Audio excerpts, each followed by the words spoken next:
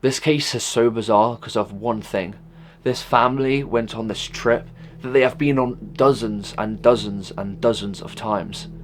But this time was completely different, and one person disappeared in thin air. Literally, there was no tracks.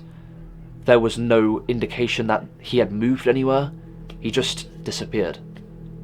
This is the case of Dennis Martin from 1969. And if you do enjoy this content, make sure to like and subscribe.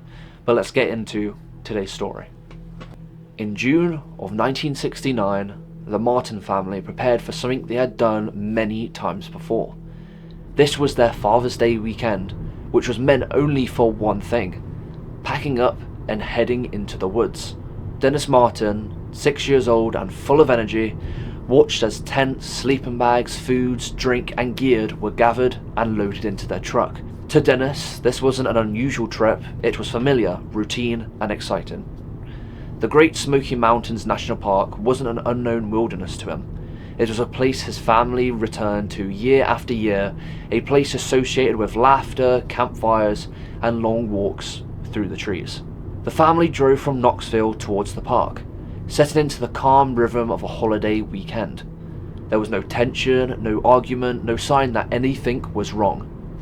Dennis was healthy, he was happy, and behaving like any other child would. When they arrived, they set up camp, unpacked bags, supplies, and prepared for the hike they had planned to take the next day. Nothing about the preparation suggested danger. No one could have imagined this would be the last normal evening they would spend together. On June 14th, 1969, the family set out on a hike along the Appalachian Trail, moving towards a wide mountain clearing known as Spence Field. The hike was unhurried. Adults talked as they walked. The children moved ahead and lagged behind, exploring, laughing, and enjoying the open space and cool mountain air. Dennis stayed close, comfortable in a place that felt safe. As the group reached Spence Field, Dennis and the other children began playing a simple game. Dennis decided he would hide and jump out to scare the adults like any other kid would.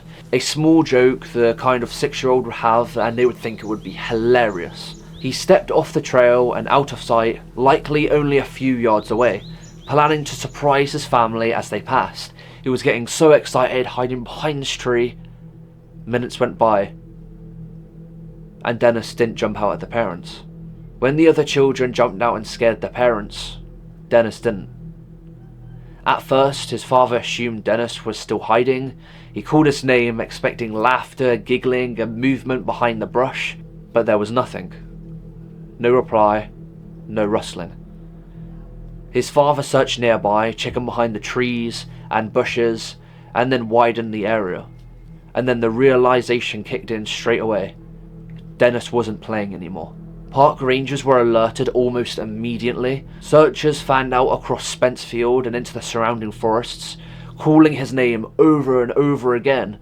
There were no footprints, no broken branches, no sign of where Dennis might have gone. Then as the search intensified, a heavy storm moved through the mountains. Rain fell hard, soaking the ground and likely erasing any tracks of clues that could have helped or could have signalled that Dennis Martin was there. Over the following days, the search became massive. More than 1,000 people took part. Park rangers, law enforcement, volunteers, military personnel, and specialised search teams. Helicopters scanned from above. Dogs worked the trails. Searchers crawled through deep undergrowth, steep slopes, and deep ravines when a child could easily have slipped and disappeared. Still, nothing was found. No clothing, no remains, no evidence that Dennis had moved deeper into the woods or left the area at all. Another family camping miles away claimed that they heard a scream and later saw a man moving through the forest carrying something over his shoulder. Investigators followed the lead, but it produced no evidence and no connection to Dennis.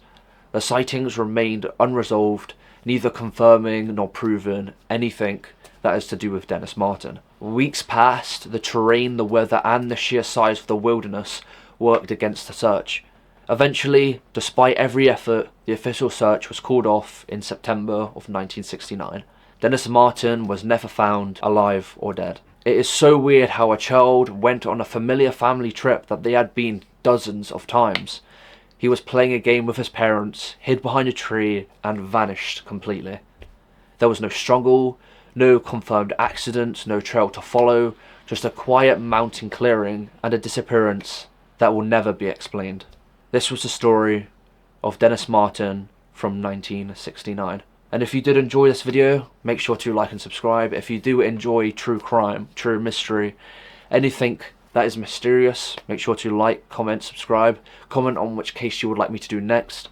I know I have done this case before, but I thought it just needed a redo.